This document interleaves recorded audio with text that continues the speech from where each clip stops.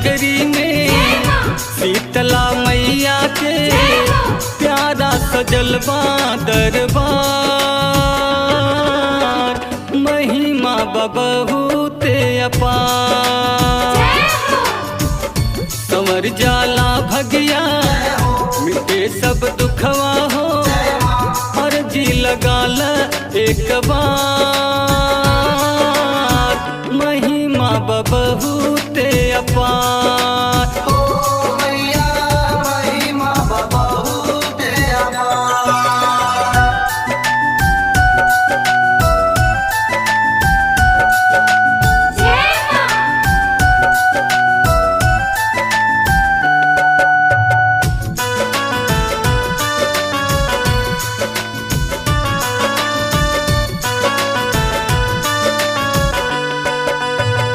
धामवा के शोभा बड़ा लागेला निराला।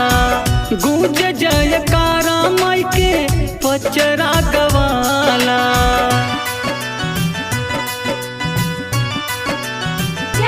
हो धामवा के शोभा बड़ा लागेला निराला।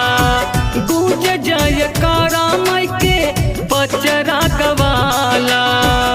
बजे ढोलका सा हो सेवकवा नाचेला। बजे ढोलका सा हो सेवकवा नाचेला। ओढ़ी के चुनरिया चटकार। महिमा बहुते अपार।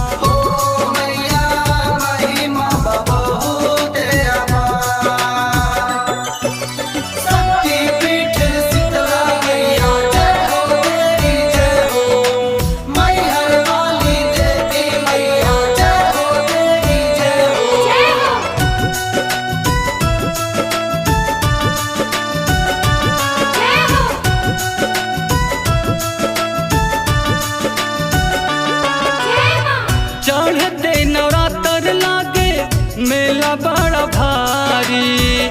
जुटे पूर्वांचल पूरा माई के दुआरी।